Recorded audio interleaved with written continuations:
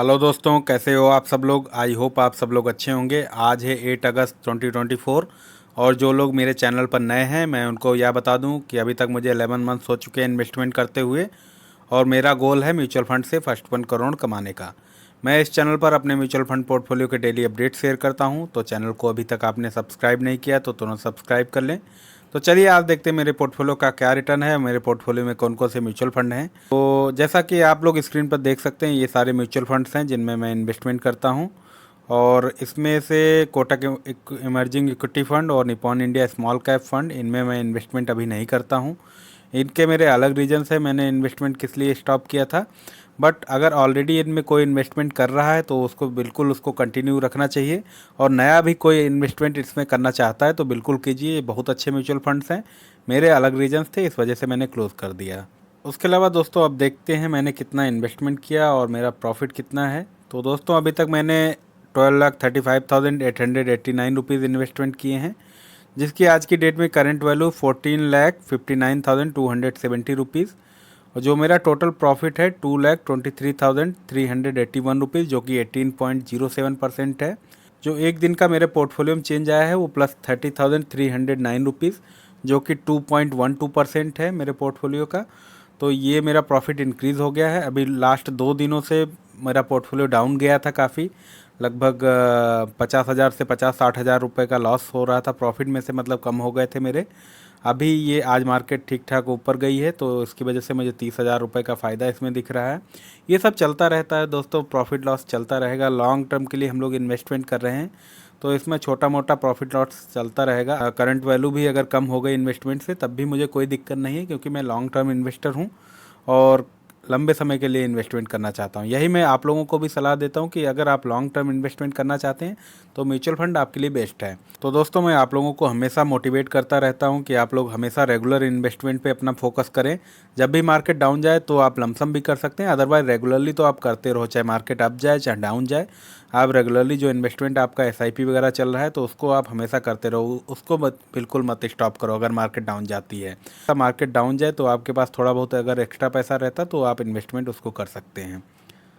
इसके अलावा दोस्तों मुझे लास्ट वीक काफ़ी पोर्टफोलियो रिव्यू की रिक्वेस्ट आई थी, काफ़ी सारे कमेंट्स आए थे। इन कमेंट्स और पोर्टफोलियो रिव्यू रिक्वेस्ट पे मैं रिप्लाई नहीं कर पाया। वो मैं हर संडे को पोर्टफोलियो रिव्यू रिक्वेस्ट कंप्लीट करता हूँ, बट लास्ट संडे को मैं काफ़ी बिजी हूँ लास्ट कुछ दिनों से, तो इसलिए रिव्यू भी नहीं हो पाया, रिप्लाई भी नहीं कर पाया, वीडियो कम बन पाए।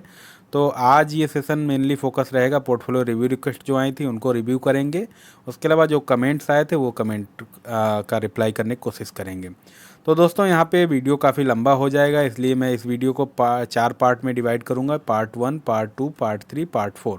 तो मैं चाहूँगा कि आप लोग चारों वीडियो देखिए, वहाँ पे आपके पोर्टफोलियो रिव्यू रिक्वेस्ट आपने अगर की थी, कमेंट किया था, तो उसका रिप्लाई ज़रूर होगा इन चारों वीडियो में। अगर वहाँ पे नहीं होता है तो आप हमें कमेंट करके बताइए, अगर कुछ भी मिसिंग है वहाँ पे तो मैं ट्राई करूँगा उसका आंसर करने की।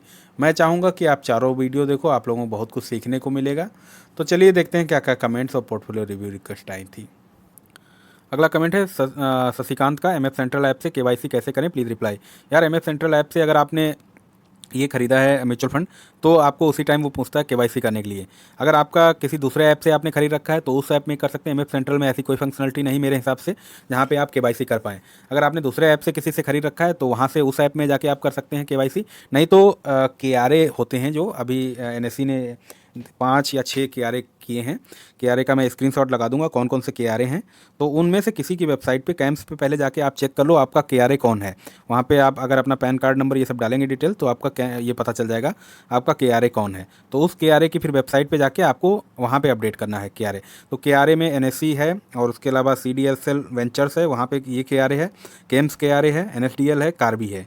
तो ये हैं लगभग 5 केआरए एजेंसी जो आपका केवाईसी कर सकती हैं। अगर आपने कहीं से भी खरीदा हो, बस केआरए आपको चेक करना है। तो कैंप्स की वेबसाइट पे आप जाके पहले अपना चेक करो कि आपका केवाईसी का स्टेटस क्या है और आपका केआरए कौन है। वहाँ पे केआरए एक फील्ड होगी, केआरए दिख जाएगा आपका। अगर कैंप्स है तो कैंप्स पे डायरेक्ट आप चेंज कर सकते हैं, नहीं तो इन पाँचों में से कोई ना कोई होगा। तो इन पाँचों की वेबसाइट पर जिसकी भी केआरए का आपके साथ अटैचमेंट हो वहाँ पर, तो उसकी वेबसाइट पर जाके आप वहाँ पर केवाईसी कर सकते हैं। अगला कमेंट है एमके ब्रदर का, सर ये पोर्टफोलियो रिव्यू करें सही रहेगा कि नहीं। UTI Nifty 50 2000, UTI next 50 1500, SBI large and mid cap 1500, HDFC flexi cap 2000, quant small cap 2000, sir बताएं ये पोर्टफोलियो 10 से 12 साल के लिए कैसा रहेगा या इसमें कुछ चेंज करना है, प्लीज़ रिप्लाई। यार आपका पोर्टफोलियो मतलब ये ठीक है, बहुत अच्छा है, रिस्क भी आपने बहुत कम ले रखा है, क्योंकि निफ्टी 50 में आप इन्वेस्टमेंट कर रहे हैं, फिर नेक्स्ट 50 में आप कर रहे हैं, और उसके अलावा लार्ज एंड मिड कैप आपने फंड ले रखा है, तो आपका रिस्क इस पोर्टफोलियो में बहुत कम है, और आप 10 से 12 साल के लिए कर रहे हैं तो बहुत अच्छा है। अगर आपको मतलब ज़्यादा यहाँ पे मतलब रिस्क नहीं लेना है, रिटर्न भी ठीक ठाक लेना है, तो ये आपका पोर्टफोलियो बिल्कुल परफेक्ट है। अगर आपको थोड़ा बहुत और रिस्क लेना है तो आप ऐसा कर सकते हो, जो नेक्स्ट 50 वाला है उसमें से 1000 रुपये निकाल के फ्लैक्सी कैप में डाल सकते हो, और HDFC फ्लैक्सी कैप ठीक फंड है, आप इसमें कर सकते हो। अदरवाइज़ आप थोड़ा सा और रिटर्न चाहते हैं तो स्मॉल कैप की तरफ आप थोड़ा बहुत इन्वेस्टमेंट बढ़ा सकते हैं, यूटीआई नेक्स्ट 50 से निकाल के 500 या 1000 रुपये निकाल के, तो स्मॉल कैप में आप बढ़ा दो तो आपको रिटर्न अच्छा मिलेगा। आप 10 से 12 साल के लिए कर रहे हैं तो इसमें कोई इतनी बड़ी दिक्कत नहीं है, आप बढ़ा सकते हैं स्मॉल कैप में भी इन्वेस्टमेंट। अगला कमेंट है मिथुन का, सर आपका स्मॉल कैश में कोई एक्सपोजर नहीं है। यार बिल्कुल नहीं है, मेरा एक स्मॉल कैश में मेरा कोई एक्सपोजर नहीं है, मैं सारा इन्वेस्टमेंट म्यूचुअल फंड के थ्रू ही करता हूँ। अगला कमेंट है भरत का, बहुत ही इंटरेस्टिंग कमेंट है इनका। भाई आप हमेशा मार्केट जब भी इंक्रीज़ होगा तब डेली वीडियो बनाते हो, 2 दिन से मार्केट डाउन जा रहा है हमेशा की तरह, अभी भी कोई वीडियो नहीं, आप रेयर ही डाउन मार्केट होने पर डेली वीडियो बनाते हो। यार ऐसा कुछ भी नहीं, मैंने रिप्लाई भी किया था इन्हें, ये इनका 4 दिन पहले का कमेंट है, उसके उसी दिन जिस दिन इन्होंने कमेंट किया था उसके कुछ ही टाइम पहले मैंने वीडियो अपलोड किया था, उसमें मेरा डाउन पोर्टफोलियो था। इन्होंने सोचा कि मैं वीडियो नहीं बना रहा हूँ, तो मैंने इस पर रिप्लाई भी किया था, मैं हमेशा ही वीडियो बनाता हूँ, कभी टाइम नहीं मिलता तभी नहीं आता है। कल मार्केट डाउन था, उसका वीडियो अवेलेबल है आज, और इनको मैंने लिंक प्रोवाइड करा दी थी। उसके बाद भी मैंने डाउन होने पे वीडियो बनाया है, कल भी बनाया था मैंने वीडियो, लगभग 50,000 डाउन हुआ था तब भी बनाया, और आज भी मैं वीडियो अभी मैंने बनाया है, उसमें भी मेरा लॉस ही है तब भी मैंने वीडियो बनाया। ऐसा कुछ भी नहीं यार, मैं लॉस भी दिखाता हूँ, प्रॉफिट भी दिखाता हूँ, टाइम नहीं मिलता इस वजह से मैं वीडियो कभी नहीं बना पाता हूँ। अदरवाइज़ मेरा ऐसा कुछ भी नहीं कि मैं प्रॉफिट दिखाता हूँ।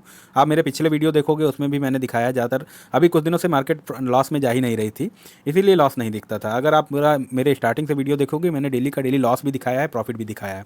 आप अभी कंटिन्यूस मेरे लॉस वाले वीडियो देख रहे होगे, तो ऐसा कुछ भी नहीं है यार, आप जो सोच रहे हो वो मतलब सही नहीं है। I want to invest lump sum 5 lakh for 10 to 15 years, kindly suggest the funds. तो रमन जी मैं आपको इन टर्म्स ऑफ परसेंटेज बताऊंगा, आप उसी परसेंटेज के हिसाब से अपना 5 लाख एलोकेट कर देना। तो टर्म्स परसेंटेज की टर्म्स में मैं बता रहा हूँ, आपको लगभग 30 से 40% आपको फ्लैक्सी कैप म्यूचुअल फंड्स में इन्वेस्टमेंट करना है। फ्लैक्सी कैप म्यूचुअल फंड्स में आप पराग पारिक का देख सकते हैं, flexi cap mutual fund can't का भी आता है और जेएम फ्लैक्सी का आता है, 3 ये म्यूचुअल फंड बेस्ट हैं, इनमें से कोई सा भी आप एक ले लो, वो आपके लिए अच्छा रहेगा। दूसरे नंबर पे आप 15 से 20% इंडेक्स फंड में लगाना है, निफ्टी 50 इंडेक्स फंड। यहाँ पे आप यूटीआई का आता है, नवी निफ्टी का आता है, एसबीआई का आता है, एचडीएफसी का आता है, कई सारी कंपनीज का आता है। तो इंडेक्स फंड में निफ्टी 50 इंडेक्स फंड आप किसी भी कंपनी का ले लो, कोई ज़्यादा फर्क नहीं पड़ेगा रिटर्न में, क्योंकि ये इंडेक्स को फॉलो करते हैं तो आपको लगभग सेम रिटर्न देंगे। और तीसरा जो आपको करना है मिड कैप में, मिड कैप में आपको 20 से 25% मिड कैप में आपको इन्वेस्टमेंट करना है। मिड कैप में आप कॉन्ट का मिड कैप देख सकते हैं, मोतीलाल ओसवाल का मिड कैप देख सकते हैं, एचडीएफसी वगैरह का भी आता है। बेस्ट आपके लिए रहेगा मोतीलाल ओसवाल का मिड कैप, अगर कॉन्ट का फ्लैक्सी कैप ले रहे हैं तो यहाँ पे मोतीलाल ओसवाल का मिड कैप ले लें। और आपका लास्ट में जो आएगा वो आपका स्मॉल कैप आएगा। स्मॉल कैप में आपके पास बचेगा लगभग 15% पैसा, तो 15% आप स्मॉल कैप में इन्वेस्टमेंट कर सकते हैं। वहाँ पे आप can't small cap, Nippon small cap और इसका कोटक स्मॉल कैप, बहुत अच्छे हैं ये फंड्स, तो इनमें से आप कोई सा भी ले लो, बहुत अच्छा है। निपॉन का भी काफ़ी अच्छा फंड है, तो आप कोई सा भी चूज़ कर लो, आप इनको कंपेयर कर लो, आपके हिसाब से जो अच्छा इनमें से लगता हो तीनों में से आप वो ले सकते हैं। तो आपको इस तरीके से इन्वेस्टमेंट करना है अपने 5 लाख रुपये। और दूसरी चीज़ आपने बोली है कि आप ये लमसम करना चाहते हैं 5 लाख, तो लमसम करने के लिए यार एकदम से लमसम मत करो, मैं आपको सजेस्ट करूंगा कि 5 लाख आप लगभग 4 से 5 महीने में इन्वेस्टमेंट करो, 1 लाख हर महीने आप इन्वेस्टमेंट करो। और उसके अलावा जैसे आज मौका था बहुत अच्छा, आप आज लमसम थोड़ा बहुत कर सकते हैं, आज आप 2-2.5 लाख रुपए भी लमसम कर सकते थे। आज डाउन गई थी मार्केट तो डाउन पे आप कर सकते थे। ऐसे अगर मौका आपको मिलता है 4-5%, जिस दिन मार्केट डाउन चली जाती है उस दिन आप अच्छे से इन्वेस्टमेंट कर सकते हैं। अगला कमेंट है यस का, सर मैं आर्मी में हूँ, मेरी 4 लाख सेविंग है, कहाँ कहाँ इन्वेस्टमेंट करूँ सर, प्लीज़ बताएं कौन से म्यूचुअल फंड में इन्वेस्टमेंट करूँ। तो यस यार, जैसा कि मैंने ऊपर अभी बताया है कि आपको मैं इन टर्म्स ऑफ परसेंटेज बताऊंगा, आप उसी परसेंटेज में अपने 4 लाख रुपए को डिवाइड करके इन्वेस्टमेंट कर सकते हैं। सबसे पहले आपको फ्लैक्सी कैप फंड लेना है, यहाँ पे मैंने ऑलरेडी बताया जेएम फ्लैक्सी, पराग पारिक और कॉन्ट फ्लैक्सी, इन तीनों में से कोई सा भी फंड ले लो, बहुत अच्छे फंड है। दूसरे नंबर पे आपको इंडेक्स निफ्टी 50 इंडेक्स फंड लेना है, वहाँ पे नवी निफ्टी है, यूटीआई निफ्टी है, एसबीआई का है, तो इन सब में निफ्टी 50 इंडेक्स आप देख लो, कोई से भी कंपनी का निफ्टी 50 इंडेक्स ले लो, ज़्यादा कोई फर्क नहीं पड़ेगा, सब में रिटर्न ऑलमोस्ट सेम ही रहता है, इंडेक्स को फॉलो करते हैं ये फंड। और तीसरे नंबर पे आप मिड कैप फंड लेना है आपको। मिड कैप में जैसा कि मैंने ऑलरेडी बताया कॉन्ट मिड कैप और मोतीलाल ओसवाल मिड कैप, तो मोतीलाल ओसवाल मिड कैप आप प्रेफर करो लेने की, वो अच्छा है मिड कैप में। और इसके अलावा आप स्मॉल कैप में अब आपका बचेगा, मिड कैप में आपको करना है 25% लगभग, स्मॉल कैप में जो आपका बचेगा वो आपका 15% के करीब बचेगा पैसा, तो वो आप स्मॉल कैप में कर सकते हैं। स्मॉल कैप में आप यहाँ पे कर सकते हैं निपॉन इंडिया स्मॉल कैप या इसका कोटक स्मॉल कैप या फिर कॉन्ट स्मॉल कैप, तो इन तीनों में से आप किसी में भी कर सकते हैं, तीनों अच्छे फंड हैं, आप सेलेक्ट कर लो जो भी आपको अच्छा लगे। मैंने ऑप्शंस दे दिए, नहीं है, आप किसी एक कंपनी के साथ मत जाओ। एक कंपनी मैं इसीलिए नहीं सजेस्ट कर रहा हूँ, कई म्यूचुअल फंड हाउस मैं सजेस्ट कर रहा हूँ, आपको जो इनमें से अच्छा लगे वो कर सकते हैं। और रही बात लमसम की, तो लमसम आप एक बार में मत करो, 3-4 लाख रुपए लगभग 3-4 महीने में इन्वेस्टमेंट करो धीरे धीरे करके। अगर मार्केट एकदम से डाउन जाती है तो आपको इन्वेस्टमेंट करने का मौका मिल सकता है लमसम, तो आप एकदम से भी कर सकते हैं, मतलब 2 लाख करके 1-2 बार में कर सकते हैं, ऐसा भी कर सकते हैं, जैसे आज मौका था काफ़ी अच्छा। अगला कमेंट है गौरव मल्होत्रा का, bro I am 40 years old, please बताएं Groww Nifty EV and new age automotive ETF fund to fund कैसा रहेगा 15 साल के लिए, अगर कोई अच्छा MF हो तो प्लीज़ सजेस्ट। तो गौरव जी, अगर आप 15 साल के लिए इन्वेस्टमेंट कर रहे हैं तो 15 साल के लिए मैं आपको कहूँगा कि आप एक्टिव फंड्स में इन्वेस्टमेंट करो, थोड़ा सा पैसिव फंड्स में कर सकते हैं। तो आपको अगर रिस्क कम लेना है तो आप लार्ज कैप या blue chip stocks mutual funds में इन्वेस्टमेंट करो। और ब्लू चिप में मतलब SBI का लार्ज कैप आता है, मोतीलाल ओसवाल का है, इस तरीके से कई सारी कंपनी के आते हैं लार्ज कैप, इसमें सबसे कम रिस्क रहता है लार्ज कैप म्यूचुअल फंड्स में। दूसरे नंबर पे आप फ्लैक्सी कैप ले सकते हैं, फ्लैक्सी कैप में भी अच्छा रहता है। फ्लैक्सी कैप आप ले सकते हैं पराग पारिक या कॉन्ट का या जेम फ्लैक्सी का, इन तीनों में से आप कोई सा भी ले लो, बहुत अच्छा रहेगा आपका लॉन्ग टर्म के लिए। एक फंड लेके आप कर सकते हैं।